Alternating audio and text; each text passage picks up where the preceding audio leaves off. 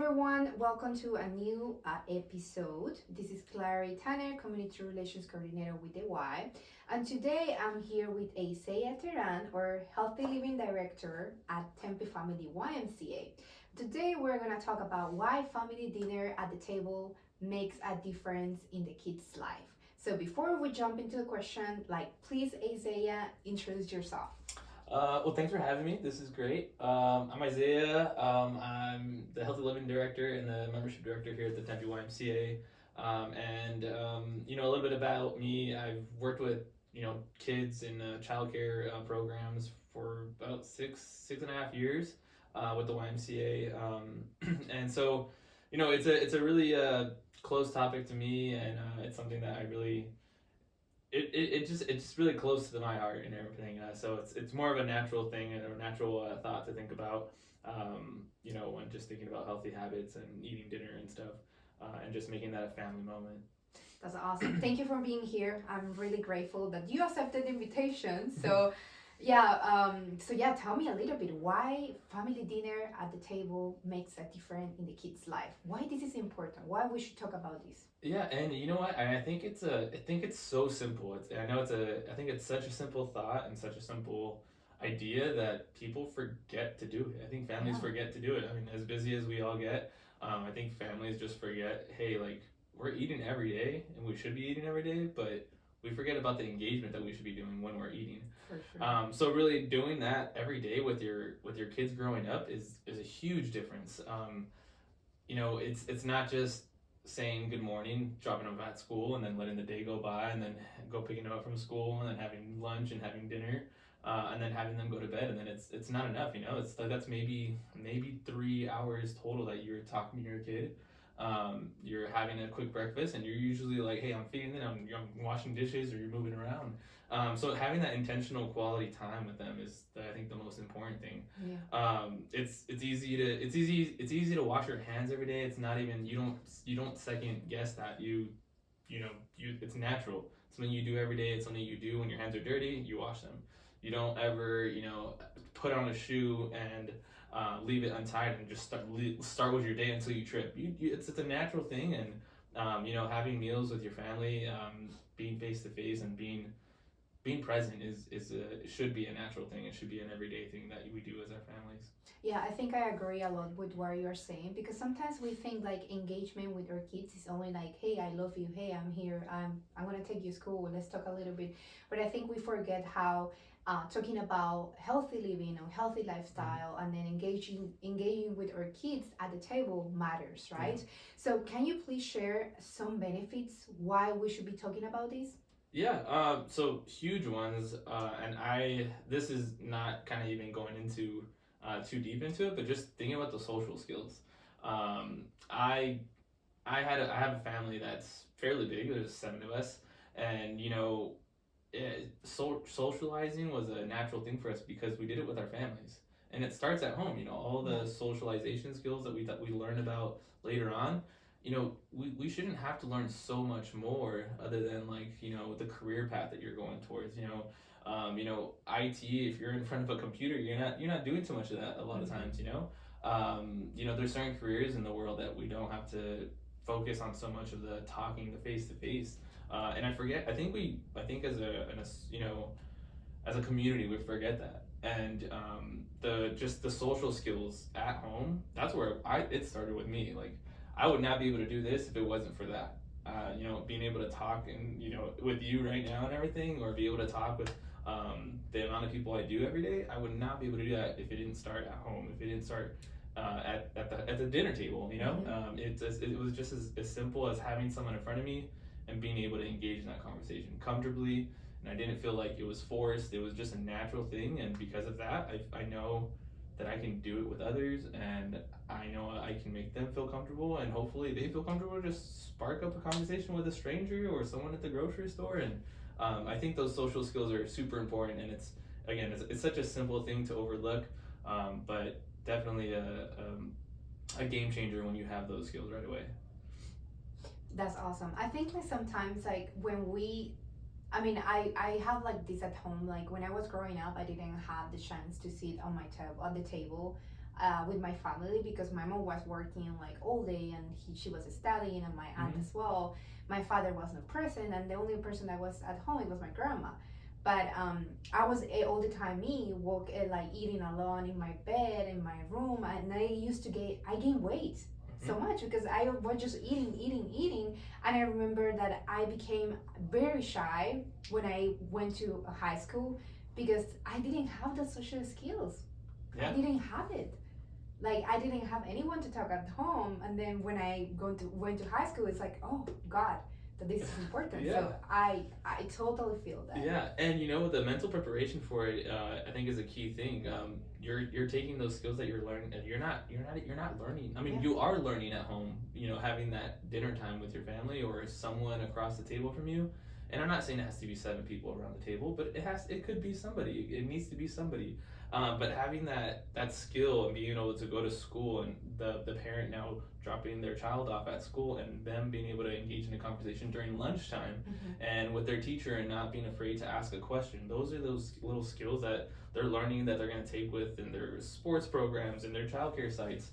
But it's just a simple idea that they want to, they should implant. Like, hey, don't be afraid to speak out. It's an easy thing for them to have a conversation, and it's not a task for them anymore. Like, oh, I should probably ask how this person's doing. It's like, no, it's a natural thing for me to ask someone how their day is, and sometimes it's just a hello, good morning, and sometimes it's a hello, good morning. What are you doing the rest of the weekend? And it's a great conversation. But I think that's what's gonna make our community grow. It's gonna grow, individuals into personable individuals.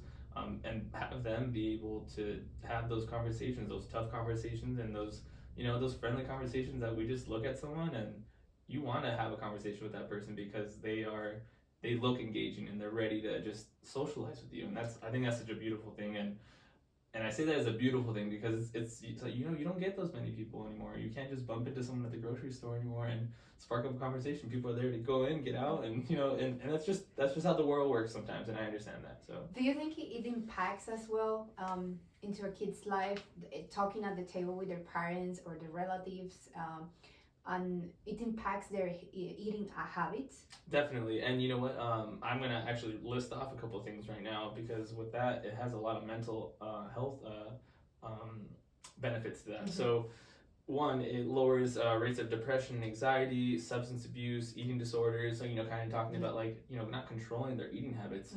It's not all about fitting what's on the plate and eating it. Sometimes that's not what it's all about. It's about like, hey, when realizing and having that understanding, like, hey, I'm full and I don't need to finish everything on my plate. But not to just eat it all and then not have that conversation. That conversation that you're having at dinner time really has that opportunity for you to take a break and not eat it in 10 minutes. If it takes you 30 minutes to make a meal, it should not only take you 5 minutes to eat the meal. Take your time, enjoy the food, taste the flavors, have that conversation. Hey, did you like it? Did you not? If not, take a break, take a bite, and ask a question. And that's exactly how it should be, learn about something, about the person that you're having food with, that you're having lunch with. But being intentional with those questions and being intentional with that conversation. And I think it's actually like a conscious way or living as well, because when you're like tasting the food, when you're like trying every bite with your mouth, it makes you feel grateful, right? I have something in my mouth and then I have the ability to swallow it, and my body is receiving it, and that has a lot of connection with your mind, right? Because sometimes I feel like when we're eating so fast, we don't know what we're doing, right? It's like when we are talking with people, we have to think before like speak, right? We have to, okay, I'm gonna say this is good, this is not, it's gonna offend the person, like it's like kind of political correct, but political correct with your own body, right? Like what are you putting into your body? Like, is my body accepting it? So I think probably, I don't know, do you think there's any scientific evidence behind everything you have been sharing?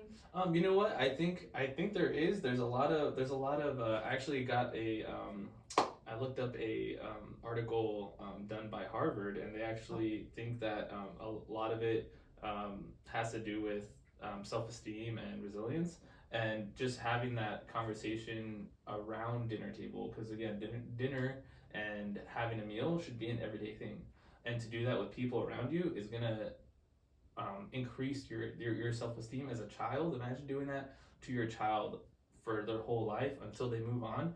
They're gonna implement that without even thinking about it. Yeah, They're like a gonna foundation. exactly. They're building a foundation without even knowing, and they're at some point, I invite my neighbors to dinner and stuff, and if they can make it or anything, and it's not like, hey, let's order pizza and stuff, but like, hey, like we made a couple extra meals and stuff. Would you guys like to come over for dinner and stuff? But making that intentional now. It's not something that I have extra food. It's not leftovers anymore. It's an intentional, hey, we're making extra food. We want you to come over for dinner and stuff. And there's a lot of benefits. They talk about like the children at a young age, being 5 years old, 2 to 3 years old, having better vocabulary because they're eating with their parents. Engaging in that conversation while they're having dinner at 6 p.m., 7 p.m. It's something that's a crazy statistic that preschoolers are having better vocabulary because they're having dinner at the table with their parents, not just given a bowl of noodles or macaroni and stuff, and they're just going at it. So, but having that intentional conversation with the family and stuff. So, definitely a huge thing. Yeah, super huge. I think it's very important, like, to have more conversation like this, so it can prepare us, right? Yeah. Like, I think it actually impacts adult life. Like in a relationship, if you eat with your partner, it's basically like kind of like making stronger the relationship, or like improving the relationship. Correct. And also like it boosts your immune system, right? Yeah. It releases so much happiness, like hey, I'm eating with someone, I'm not eating alone, I have the privilege to talk to someone when I'm eating. Yeah. That's cool. So do we have, I know the why is for healthy living, we try to promote a healthy living for all. Do we have any program that we offer to talk about these habits? We don't currently, but we do. I am implementing a program and kind of finalizing on building this program to really engage our families that are in our buildings right now, in our programs, our child care programs, and even our members that that come for fitness classes and stuff, but to bring their families from home that aren't in the buildings, to really learn about like the basics, the foundations, and just the little things about eating healthy and the importance of eating whole foods at a family table. And I kind of named it a certain way just to kind of say you're being intentional of like looking at somebody. So like that family round table, to be able to be in a circle, still have a meal. You're still getting your nutrients. You're eating that whole food, but really understanding like I'm here to be with somebody. I'm here to be with my family. I'm here to learn and be and get to engage with my family. And as children, like it's such a different thing that they're not understanding. Like, hey, all they understand is that 5-year-old Isaiah was just eating food at a table because we had to. But my family like was asking me, hey, what was going on in school? Did you have anything difficult? And it sparks up those conversations. It made me feel comfortable. Like, hey, I don't think I did great on that quiz, and you know what? I went home with that negativity, and and that doubt, and I was brought up because they're like, I had my dad, my mom, or sometimes even my older brother, that was like, hey, you know what? You probably didn't. I mean, we studied the day before, the 2 days before, and this is I'm 6 years old. You're already doing spelling quizzes and everything, so you're already like building up that stress as a student. But to have someone there to talk about that with, that's a huge, your parents building you up, building up your self-esteem because they can and they're there and they're listening. Now, if you take that away and everyone's just eating in their rooms or eating at the living room and one's outside, or maybe they're not eating at all and they're just like, I'm not hungry, I'm not gonna eat today, I'm gonna go to bed.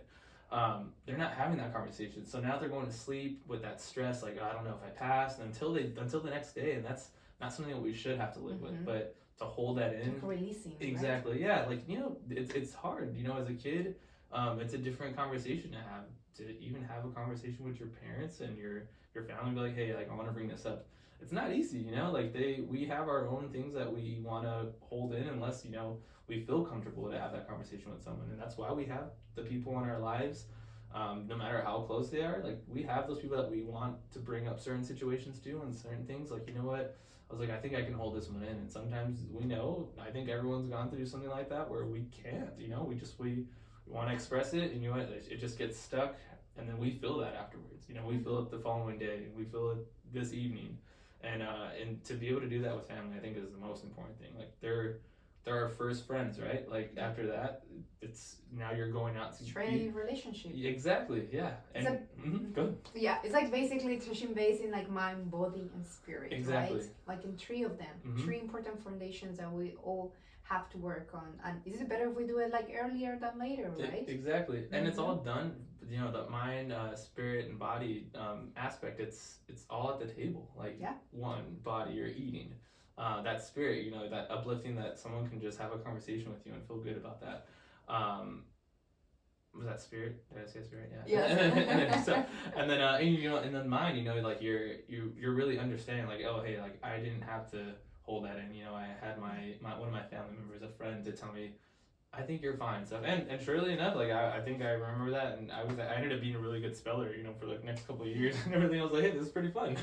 But I think it's great. What are you guys doing? Like if you're putting together a program just to teach them, like the parents and the families or like the caregivers about these, I think it's great. Do we have any dates that we are launching this program? You know, I really want to. More to come. Yeah, more to come on that.